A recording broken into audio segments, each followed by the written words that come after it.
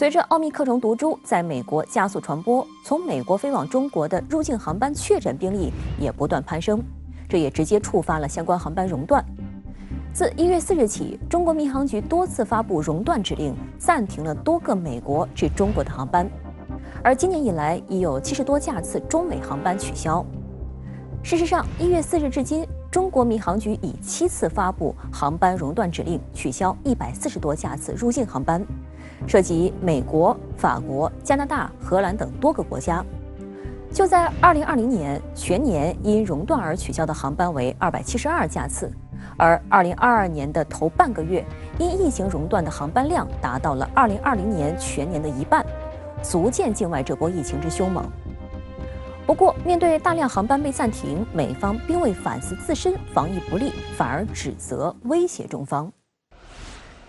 日前，美国政治风险咨询公司欧亚集团发布了2022年世界10大风险预测报告。然而，欧亚集团并没有把西方多国的疫情几近失控作为最大风险，而是称与欧美国家与病毒共存的策略相比，中国新冠清零防疫政策可能失败才是全球最大的风险。这种混乱的逻辑能够出现在这么一家知名的咨询公司，我是觉得比较震惊的。这个一系列的结论就是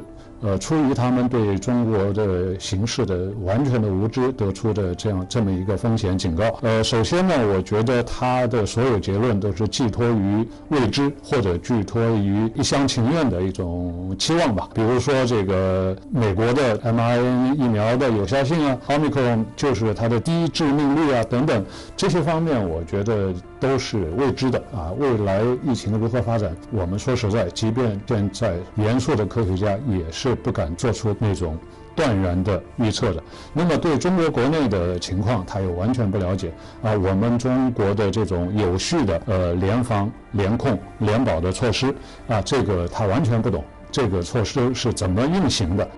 2021年11月，在中国疾病预防控制中心周报上发表的一项研究中，北京大学团队评估了美国、英国、西班牙、法国和以色列2021年8月疫情数据后认为，假如中国采取与这些国家类似策略，放弃入境隔离、非药物社区干预等措施，可能导致每天新增确诊数10万例，新增重症超过1万例，这将对医疗系统造成毁灭性影响，并在国内造成巨大灾难。有分析认为，作为一个14亿多人口的大国，中国用最小社会成本取得最大防控成效，避免疫情导致医疗资源挤兑，最大限度减小疫情对经济社会的冲击。为应对变异新冠病毒奥密克戎毒株，美国疾病预防和控制中心14日呼吁美国民众佩戴保护性最好的口罩。国会也向议员们发放了中国制造的 KN95 口罩。谁知让一些共和党议员找到了炒作的空间，说这会让人产生支持中国制造的印象，于是就出现搞笑一幕。个别反华议员一边骂骂咧咧戴上了中国口罩，一边声称美利坚不能将纳税人的钱送给中国。美国政客的说法显然是在倒打一耙。事实上，在疫情仍严峻的当下，正是中国向美出口口罩，帮助了美国的抗疫。据中国外交部公布的数据，仅从2020年3月1日至2021年2月28日，中国就向美国出口口罩约438.5亿只，外科手套约11.9亿双，防护服约9.5亿套，护目镜约5403万副，呼吸机17585台。有网友一针见血指出，这是现实版的农夫与蛇。美国不仅不感谢中国口罩救急救命，还对中国口罩各种抹黑声讨。在这些美国政客眼里，什么健康、什么抗疫都没有反中重要。在奥密克戎影响下，2021年12月，非洲地区开始出现第4波疫情。截至1月8日，非洲联盟55个成员国累计报告新冠肺炎确诊病例突破1000万例。据统计，非洲要到2022年5月才能达到疫苗接种40%的覆盖率，2024年8月才能达到70%的重要关口。然而，世卫组织的数据显示，非洲国家共接种了2.64亿剂疫苗，为70%的非洲人全面接种疫苗，需要增加约16亿剂疫苗。这意味着非洲国家疫苗缺口仍十分巨大。不过，在此背景下，前不久，尼日利亚被迫销毁超过100万剂已过期的阿斯利康疫苗。原因是美西方国家通过新冠肺炎疫苗实施计划捐赠的疫苗，运抵尼日利亚时仅剩4至6周的有效期，无法及时投入使用。在非洲，这并非个例。塞内加尔、马拉维、刚果金等非洲国家都面临不同程度的疫苗过期问题，而部分西方国家把非洲当作临期疫苗垃圾处理站的行为，也让各方感到愤怒。众所周知，疫情爆发后，一些发达国家大搞疫苗民族主义，抢先订购了数倍于自身需求的疫苗剂量，广大发展中国家，特别是非洲国家，只能望苗兴叹。随着发达国家近期普遍完成大规模接种，之前囤积的疫苗已临近过期，部分疫苗还需要极低的储存温度，保管成本极高。西方一些国家于是又开始展现对非洲的热情，以捐赠的名义将临期疫苗送给非洲，试图榨干这些临期疫苗的最后一点价值，换回一个好名声。就在去年12月27日，美国政治网站报道称，美国国际开发署用于对外疫苗援助的资金将要耗尽。如果没有额外资金注入，美国将无法履行拜登政府在2022年向低收入国家分发数亿剂疫苗的承诺。去年6月，美国向拥有140万人口的特立尼达和多巴哥仅捐赠400剂新冠疫苗一事，就遭网友讽刺。仅美国一国，在去年3月到11月间，就浪费了至少1500万剂新冠疫苗。在疫情持续扩散蔓延、变异毒株不断出现的背景下，个别国家囤积浪费宝贵疫苗的做法，无异于阻止给消防车注水，确实应当受到道义的谴责。应该说，美国从一开始，从他们拥有疫苗开始，就没有一个认真的对欠发达国家援助的计划。即便说美国这个有心援助像非洲这样的欠发达或者发展中的国家，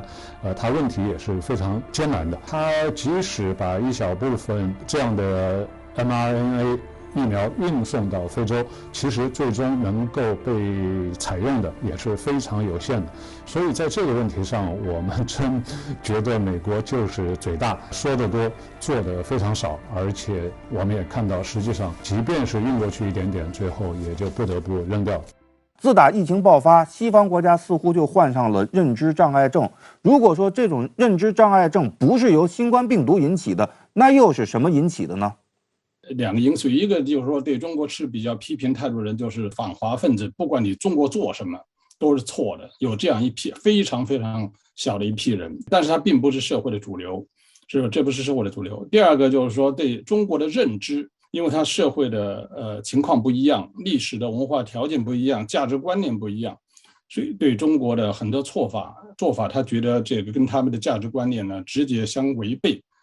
比如说中国的这种清零措施，从他们的角度讲，跟他们这个想尽一切办法来这个协调或者整合，但是大多数的人，我想还是这个对中国的抗疫成绩有一定的认知程度，也有很多的这个媒体认为中国的抗疫是非常成功的。在美国，在抗疫这个问题上也是有比较正常的声音的，比如说美国的抗疫的所谓的第一指挥官福奇先生就反复说中国的抗疫是成功的，中国的抗疫是有效的。所以呢，我们在区分外国媒体对中国的报道的时候呢，也要看到刚才所说的那些非常负面的报道不是主流。我们呢应该积极的公布自己的抗疫成绩，同时呢讲好中国的故事。步入2022年，中国其实也已经开始全力迎战奥密克戎变异病毒。我们现在呢还看不到何时能够彻底战胜疫情，但是世界各国对于抗疫的分歧却在扩大。那么抗疫是否还存在着从合作点向对抗点转换的风险呢？我们应该如何把控这种风险，尽可能把自身以及全世界的抗疫保持在正确的轨道上？因为疫情防控是全人类的事没有一个国家在疫情面前能够独善其身。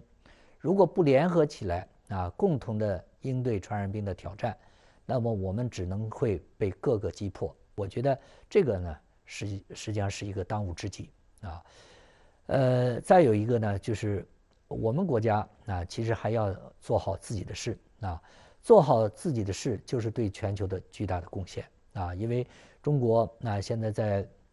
全球的生产链当中占有非常重要的地位啊。如果我们像有些国家那样有那么多的病例那我们的生产肯定受到影响啊。所以会造成一些物资的短缺，尤其是目前各国都特别需要的就是抗疫的物资口罩疫苗这些的所以我们中国把疫情控制好，其实是对世界的巨大的贡献。